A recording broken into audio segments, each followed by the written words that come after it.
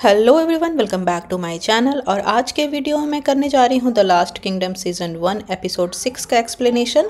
और अगर पहले के वीडियोस आप लोगों ने नहीं देखे हैं तो बेटर अंडरस्टैंडिंग के लिए मैं सजेस्ट करूँगी कि आप पहले उन वीडियोस को देखें फिर ये वीडियो देखें। और अगर आप लोग न्यू हो मेरे चैनल पर तो प्लीज़ चैनल को सब्सक्राइब कर लो, वीडियोस को प्लीज़ लाइक कर देना। और लेट ना करते हुए चलिए स्टार्ट करते हैं आज का वीडियो। लियोफ्रिक और ऊट्रेड अपने नए मिशन पर जाने के लिए तैयार हैं। इस मिशन के अनुसार वो अलग अलग राज्यों में जाएंगे और लूटपाट मचाएंगे, चांदी इकट्ठा करेंगे ताकि वो अपना कर्ज चुका सके। ये आइडिया लियोफ्रिक का था और ऊट्रेड को भी ये काफ़ी पसंद आया था। ये लोग फ़िलहाल अभी अपने गांव में हैं और वहाँ 2-3 बच्चे आकर बैठे होते हैं। ये तीनों बच्चे उसी ओसवाल्ड के हैं जिसे ऊट्रेड ने मार डाला था। ऊट्रेड का कहना है कि उसकी बीवी जानबूझकर इन बच्चों को यहाँ भेजती है ताकि मुझे गिल्ट फील हो सके। ऊट्रेड ने जो कुछ भी किया उस बात से मिल्ड्रेड काफ़ी नाराज़ है। रात के खाने पर मिल्ड्रेड और ऊट्रेड के बीच में काफ़ी बहस हो जाती है। मिल्ड्रेड को लगता है कि ऊट्रेड को ओसवाल्ड को नहीं मारना चाहिए था। मिल्ड्रेड आगे कहती है कि वो अपनी बेटी का बैप्टिज़म कराना चाहती है, बट ऊट्रेड नहीं चाहता कि उसके बेटे का बैप्टिज़म हो। उसका कहना है कि अगर उसका बैप्टिज़म हुआ तो वो मेरा बेटा नहीं रहेगा। ऊट्रेड अपने मिशन के बारे में भी मिल्ड्रेड को झूठ बोलता है। वो कहता है कि वो अल्फ्रेड के किसी काम से बाहर जा रहा है और कुछ दिनों के लिए बाहर रहेगा। इन दोनों की लड़ाई से परेशान होकर लियोफ्रिक भी वहाँ से उठकर चला जाता है। क्यूनाइट के युद्ध में जिस जगह पर अबा की मौत हुई थी, ठीक उसी जगह पर यंग ओडा एक चर्च बनवा रहा है ताकि वह अल्फ्रेड को और ज़्यादा इम्प्रेस कर सके। वो अल्फ्रेड को चर्च का डिज़ाइन दिखाता है और बोलता है कि एग्जैक्टली जिस जगह पर अबा को दफनाया गया है वहाँ पर सोने की एक बेदी बनाई जाएगी। ये आइडिया अल्फ्रेड को नहीं अच्छा लगता है। यंग ओडा अपनी बात को कवर करने के लिए तुरंत कहता है कि मैं अबा की हड्डियों और रिमेनिंग्स को वहाँ से निकाल के फेंकवा दूंगा। इस बात पर अल्फ्रेड नाराज़ होते हुए कहता है कि भले ही अबा हमारा दुश्मन था लेकिन हमें उसके लिए रिस्पेक्ट शो करनी चाहिए। आपको याद होगा कि जब अबा मरा था तब ऊट्रेड ने भी उसकी कुल्हाड़ी को उसके साथ दफनाने की बात कही थी। वो भी एक रिस्पेक्ट देना चाहता था अबा को, लेकिन ओडा बिल्कुल ही अलग सोच रखता है। अल्फ्रेड और ऊट्रेड के बीच में भले ही कॉन्फ्लिक्ट होता हो लेकिन उन दोनों की सोच इस मामले में एक जैसी है। उन दोनों की बातों के बीच फादर बेवका वहाँ पहुँचते हैं। फादर बेवका के पास एक चिट्ठी है जो कि अल्फ्रेड के लिए है। अल्फ्रेड के कहने पर फादर बेवका उस चिट्ठी को पढ़ना स्टार्ट करते हैं। ये चिट्ठी ऊट्रेड के बारे में है। ऊट्रेड ने जो ओसवाल्ड का मर्डर कर दिया, उसकी बीवी ने चर्च में जाकर इस बात की शिकायत की है। उसने जांच और हर्जाने की मांग की है। ऊट्रेड एक कांड से निकलकर उभरता नहीं है कि दूसरे कांड में फंस जाता है। किंग अल्फ्रेड सोचते हुए यंग ओडा को कहते हैं कि तुम जाकर उस पादरी से मिलो और इस मामले की जांच करो। यंग ओडा खुश हो जाता है जैसे कि उसे एक और मौका मिल गया ऊट्रेड को परेशान करने का। अगले दिन सुबह सुबह ऊट्रेड अपनी बीवी और बच्चे से मिलता है, उनसे विदाई लेता है और निकल पड़ता है अपने मिशन पर। इस मिशन पर लियोफ्रिक, ऊट्रेड के अलावा कुछ और सैक्सन लोग भी जुड़ जाते हैं।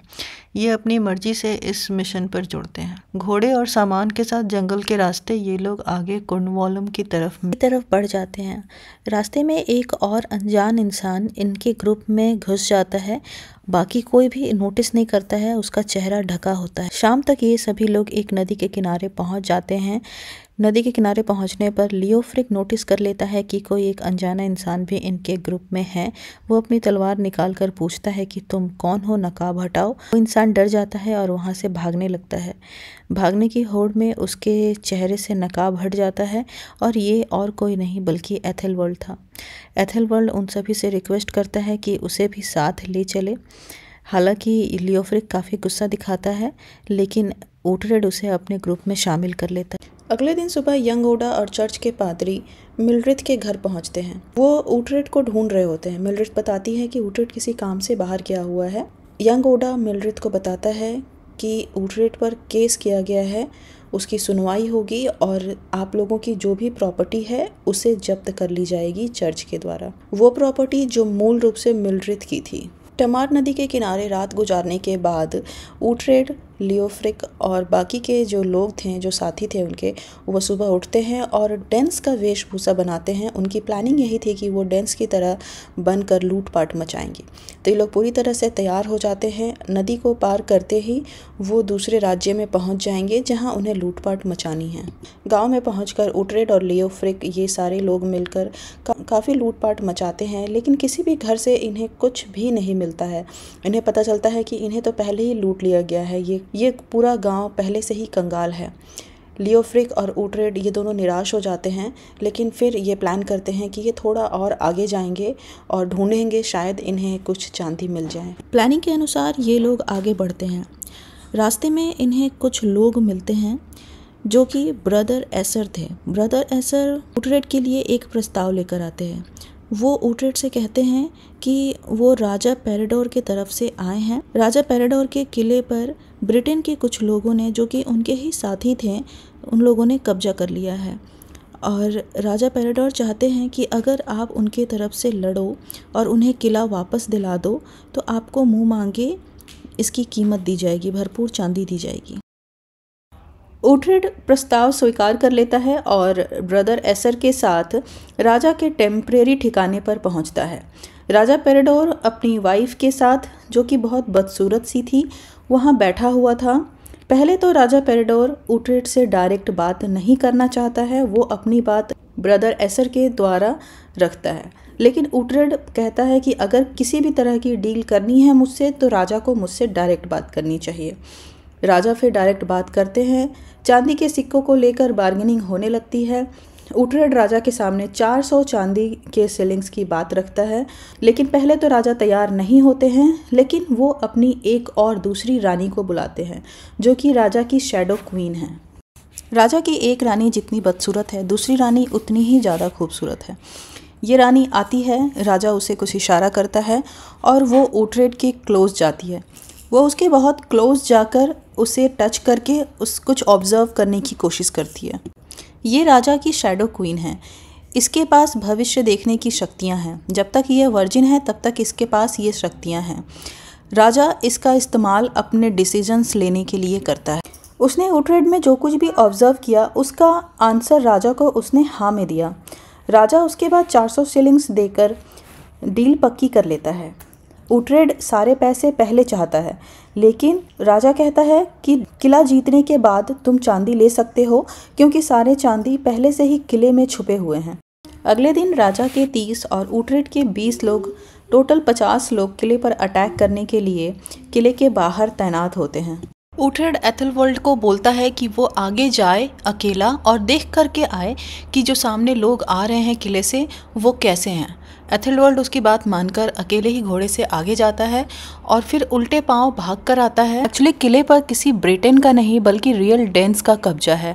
राजा पेरिडोर ने ऊटरेड से झूठ बोला था कि वहाँ किसी ब्रिटेन ने कब्जा कर रखा है। डेंस का जो लीडर होता है स्कोर्पा, वो सामने आता है ऊटरेड के पास और वो ऊटरेड को पहले से जानता था। वो बोलता है, क्या तुम वही हो जिसने उबा को मारा था कैनोइट के युद्ध में? अबा को मारने के बाद ऊटरेड को अल्फ्रेड और सेक्सन्स के तरफ से ज़्यादा कुछ सराहना तो नहीं मिला, लेकिन वो डेंस के बीच में ज़रूर पॉपुलर हो गया। ऊटरेड कहता है कि हाँ मैं वही हूँ। फिर ये एक दूसरे को अपना परिचय देते हैं और ऊटरेड बताता है कि मुझे राजा पेरिडोर ने 400 शिलिंग देने का वादा किया है ताकि मैं तुम सबको यहाँ से मारकर भगाऊं। ऊटरेड ये भी बताता है कि चांदी किले में ही कहीं छिपा हुआ है, लेकिन स्कोर्पा कहता है कि हमने सारी मिट्टियाँ खोद डाली हैं इस किले की, कहीं पर भी कोई चांदी नहीं है, वो झूठ बोल रहा है। स्कोर्पा ऊटरेड को एक ऑफर देता है। वो कहता है कि हम लोग दोनों मिलकर इस राजा को मार डालते हैं और जो भी धन हमें मिलेगा वो हम आधी आधी बांट लेंगे। ऊटरेड इस सीक्रेट डील के लिए रेडी हो जाता है। स्कोर्पा एक झूठ मूठ का घूसा मारता है ऊटरेड को ताकि बाकी सभी को ये लगे कि इन दोनों के बीच बात बिगड़ गई है और अब युद्ध आरंभ होगा।